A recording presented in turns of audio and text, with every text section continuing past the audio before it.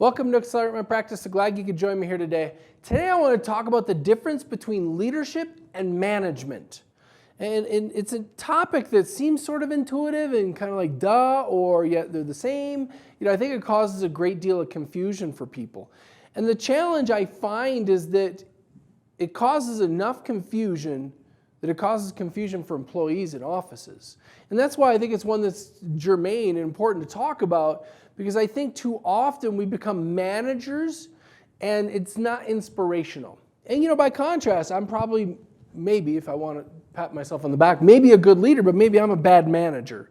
So you got to have a fine balance of both, but I think it's important to understand the difference between them, because so many of us just be managers. We just tell people they're wrong. We use authority to beat people down and say, do this or else. I'll find someone else.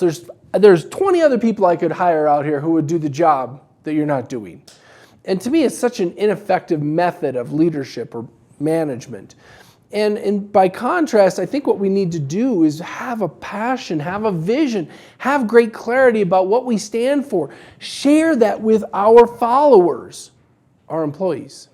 One of my favorite books, Tipping Point by Malcolm Gladwell. If you've not read it, it's well worth the read. But they talk about this very concept. How do you make something sticky is the term that Malcolm Gladwell uses.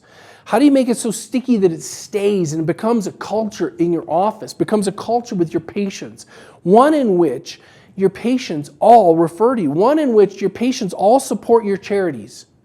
I think of one of our clients. They've been doing the Susan G. Komen walk for years and years and years. And if I'm getting the facts correct, which if I apologize, I'm sure Sue will correct me.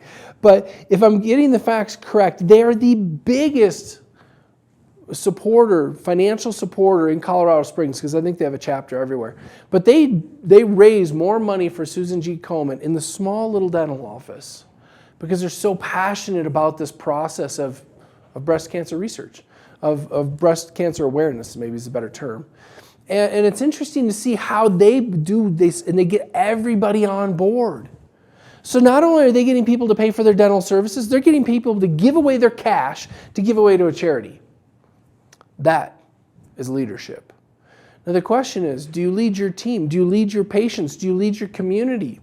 Or are you just someone who sits back and watches? The person, I don't know if you noticed at the end, but there's someone who's relatively close to the edge, still just sitting there like, I wonder if this thing's going to take off. I wonder if cars are really going to be the thing, because I still ride my horse. It's so funny to watch the people who are the laggards, is the term that economists use about getting into a movement.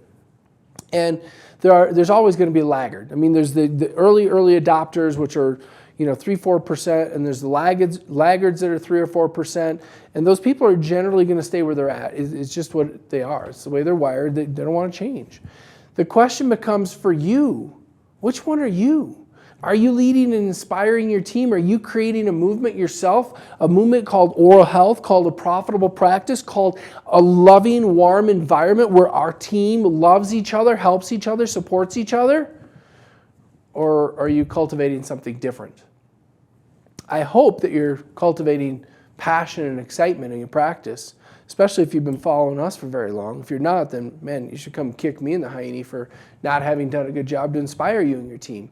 But it's just such a powerful thing. And then, like I said, watching him, to me, there's got to be a key person. Who's the key person on your team that's going to be that first follower? Who's going to then inspire the rest of the team?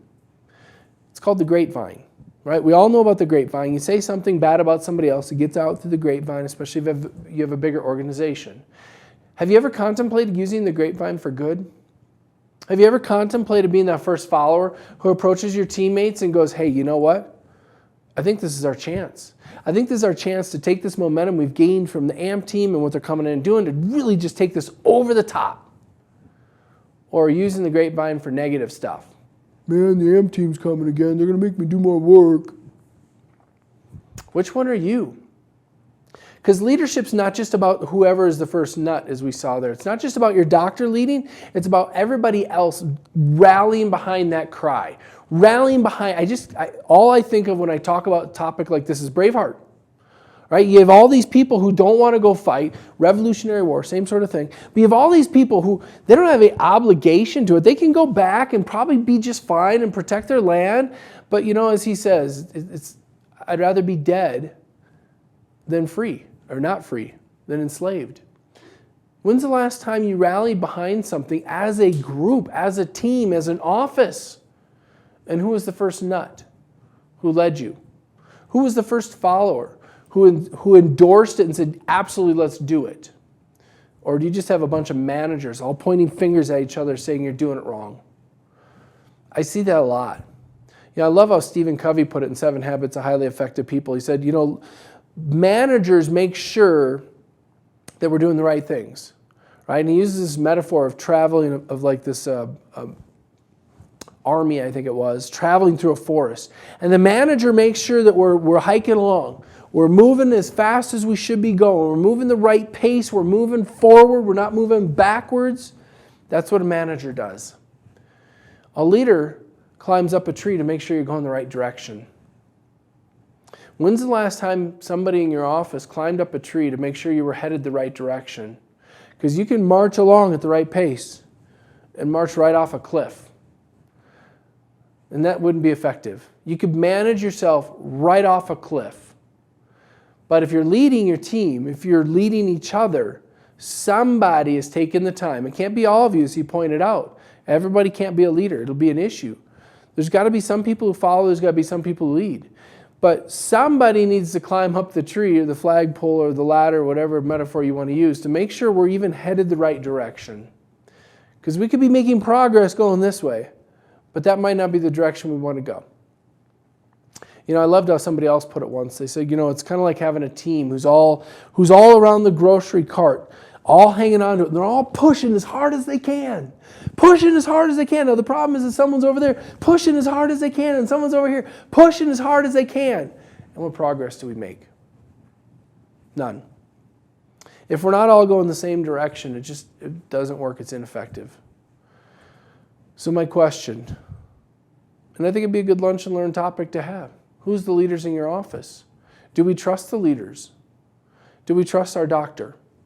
And if we don't, maybe it's time to move on. And that's okay. I don't think anyone will be upset by that. If you don't believe in the vision of the practice, if it's just a job, it's grown stale, you really don't care for it, have a conversation. Be bold. Because maybe what you'll find out by having a conversation is you just don't know the vision's changed.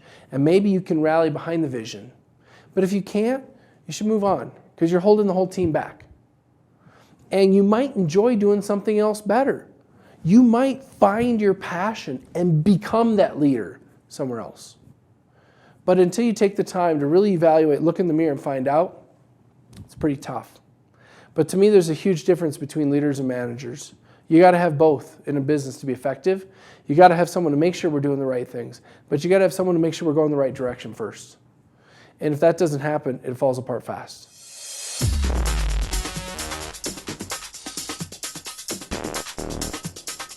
What if you could have the practice of your dreams?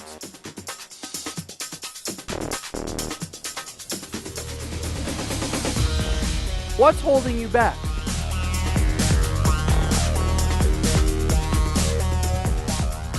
Imagine a life where you have everything you ever wanted.